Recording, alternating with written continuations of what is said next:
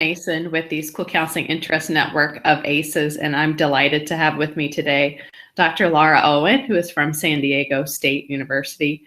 But she is here to talk to us about a number of different things. She's going to be wearing multiple hats in her presentation, but she's going to start off talking a little bit about the National Consortium for School Counseling and Post-Secondary Success, which hopefully you all have seen by now, who was really behind the last convening in Jacksonville on Reach Higher and college and career readiness initiatives.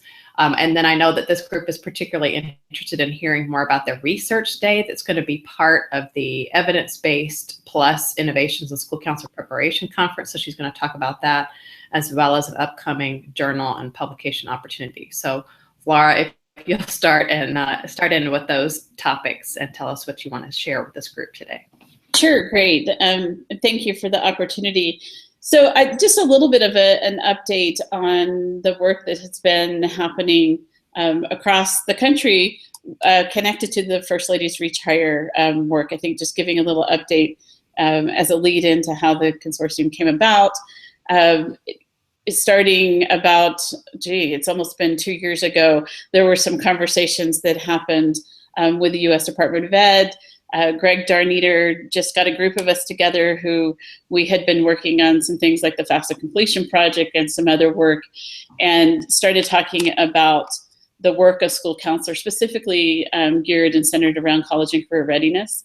And through that work, he was just such an advocate for the field. And I knew Greg when he was at Chicago Public Schools, and he took that advocacy and that support and he took it with him to U.S. Department of Ed, and then he took it to the White House, and actually was able to talk to the First Lady, and really got an invitation for a group of folks to come to the White House and to be able to answer some specific questions about the role of school counselors in college and career readiness.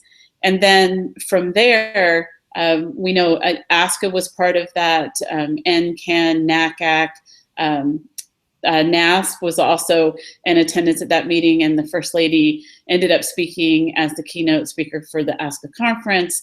There was a convening that happened at Harvard, and I think the really exciting thing for me about Harvard was it was the first time that we had a lot of college access groups in the room with counselors and counselor educators, and really, I think a wonderful agreement that we all wanted to work together, that great things were happening, but they tended to be happening in silos and not always working together in a coordinated way.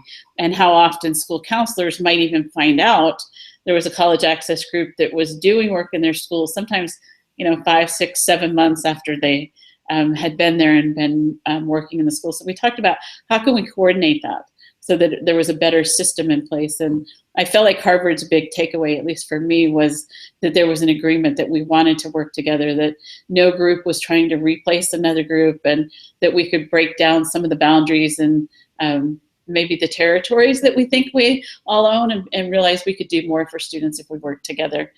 And then about 3 months after, let's see, July, August, September, 4 months after the Harvard convening, we hosted a convening with Trish Hatch here at San Diego State University.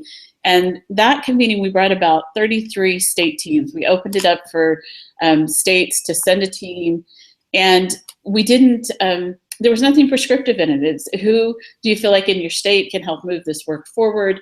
And teams came of all different sizes and all different places of work, and having developed a team that could move the work forward in their states. And so some states had already met many times, their team had come together, they had a fairly substantial action plan in place, knew what they wanted to do, and then others were meeting for the very first time together in San Diego to figure out what they could do and what it would look like to go back in their state, what were their needs in their state. And so it was thrilling for me, because we weren't, Trish and I weren't necessarily part of a team. We got to watch all the other teams, and we got to see just the energy in the room. And it was, I think professionally, just such an exciting time to see something I don't know that I would ever see my entire career.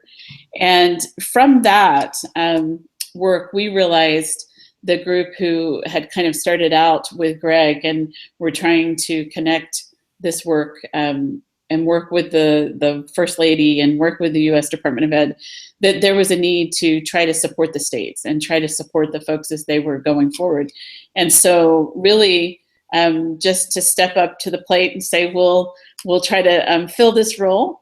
And we formed the National Consortium for School Counseling and Post-Secondary Success to try to continue the momentum of the work that the First Lady had started and the trust she had placed in that this was an area of focus and something that really needed to happen. If we're going to close opportunity gaps, that we have to really address what's happening for school counselors, and that's in many different arenas. So it's looking at training and preparation of school counselors. It's looking at practice, what's happening for counselors that are in the field who maybe haven't been able to get out of their building for any kind of professional development in many years. And we know in the college access and career development arena, if you aren't receiving continual professional development, that your information and your support for students is really outdated, and you're not able to give them the best support.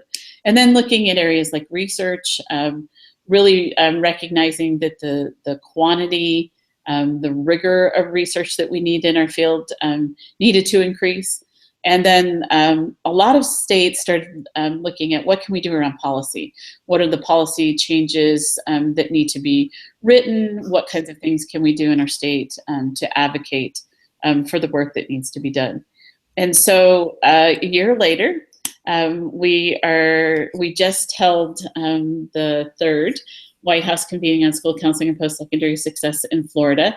And Joyce Brown and Pat Martin coordinated this White House convening and took on the bulk of the work with Carolyn Stone. Carolyn did an incredible amount of work in Florida, and we really were grateful for her stepping in and taking on all of the work to do that. And it was just an incredible event. And the really exciting thing about Florida was it was much more prescriptive. We learned, every time we do a convening, we've learned a little bit more of what we need to do to try to help support the states. And then we get feedback from the White House, we get feedback from U.S. Department of Ed, and maybe some ideas to strengthen it and to provide better support. And so one of the things from San Diego was there was a recognition that often the work that we're trying to do is limited by the fact that most school counselors and counseling district coordinators and counselor educators, we can tell you what all of the issues are. We know what they are, we can line them out, we can talk about them quite succinctly. But frequently we don't sit in positions of power to leverage the change that needs to happen. And so because of the White House name, there's just been so much interest in attending these convenings, and folks at higher levels who do sit in powers and places of power and position that can make these changes.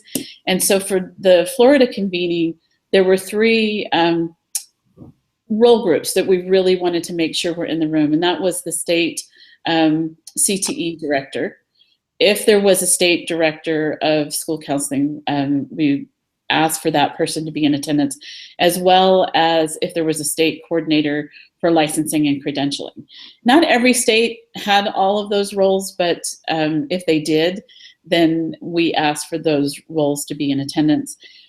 Then there were 5 other seats that were left, and this was the hardest thing because some states have teams well over 100 now, and they're highly functioning. They're holding conferences, they're meeting, multiple times a year and doing great work. And what a difficult thing to ask them to try to get down to 8 people to send to Florida. And it felt bad, but it literally was a capacity issue, and we were trying to get representation from all of the states.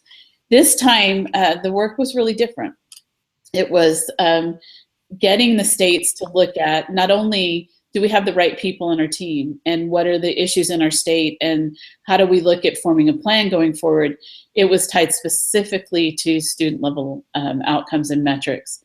And if we're going to move this work forward and we're going to look at what needs to happen in different areas like research and practice and training and policy, can we make sure that we're coordinating that around a same set of metrics that we're measuring? And so the states were given basically a menu of things to look at, to measure and to evaluate their progress.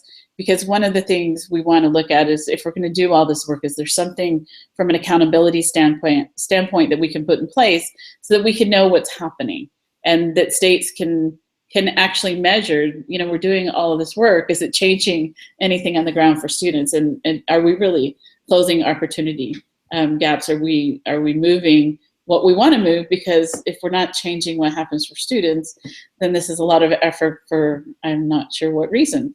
And so really tying that to the student level outcomes. And so the states worked really diligently to put together, I think, some exciting plans. We've put in place through the consortium, we have a resource map that the states are going to be populating that, so that you'll be able to go on and click on a state and see who are the members of the state team, so that other states can contact other state leads. Folks within a state who want to be part of this work can contact the state team. And the whole idea is almost like where we started at Harvard. We're stronger together. And there's so much work to be done that anybody and everybody who wants to be part of this, there's a place for you. And I think that that's the message we want to get out. Our vision as a consortium really is that we wouldn't exist. That as time goes on, everyone takes this work and it's just so much bigger, and they're doing great things in their state, and they're working collaboratively to move that forward. And so I think Florida was really exciting to see that the level at which folks came together to say, not only will we collaborate, but we're willing to measure, we're willing to hold each other accountable, we're willing to really make sure that what we're doing is making a difference for students. And as a result of that, I believe by the end of the convening, we had about 15 states that have asked to host either a regional convening or a state level convening, and really looking at what they can do more specific to their own communities and states and regions. So that's the most exciting piece, because as this grows and as more people realize that they're needed and that there's a space for them, and that the great work that they're doing is only going to strengthen what happens for students, I think that that's the goal. That's what we hope that we can support, and that we hope that folks that want to be involved will recognize that they can. And so Laura, could you kind of transition, because I know that this is the work of the consortium, and the role of counselor educators and all of this is significant and is important. And I think one of the things that you and Jeff are doing related to that is this research day as part of these two conferences. So can you transition to that topic and talk to us a little bit about what you're hoping for that day? Sure, thank you. So on March 2nd, as part of the Evidence-Based School Counseling Conference and the Counselor Administrator Conference, Erin, what's the name of that conference again? Innovations in School Counselor Preparation. I think. Thank you. At the end of the combined conferences that are going to be in Athens, there will be a day on March 2nd for anyone who is really interested in moving the work around research forward. And so Jeff and I have been part of the Interest Network for a couple of years now, working. We've done some focus groups at ACES. We've 2 years in a row at the Evidence-Based School Counseling Conference brought folks, were just invited to attend literally a focus group to talk about the needs. And what's been really exciting about that is I feel like not only have we had counselor educators that were there, but we've had a lot of doctoral students, and we've had practicing school counselors, some who were thinking, maybe I want to go on and get a doctorate. What could I contribute? What's the need? And so we've been able to talk to folks to really find out what did they think would help them to be more successful, and where are the areas, the gaps that we see, what are the needs. We certainly have a great sense around increasing the quantity of research that's really focused on college and career readiness, and I would say specifically student level outcomes. We've got a lot of research that's out there about our role and our function as school counselors, but not as much so specifically targeted to student level outcomes that we're measuring against the work that counselors are doing. So that's one of the things. We've also heard a lot of discussion about how can we connect researchers from around the country so that they could be working collaboratively in some of these big, IES grants. U.S. Department of Ed, awards these $3.5 million grants, but they're looking at multiple states. They're looking at wanting to see collaborative efforts across multiple institutions of higher ed.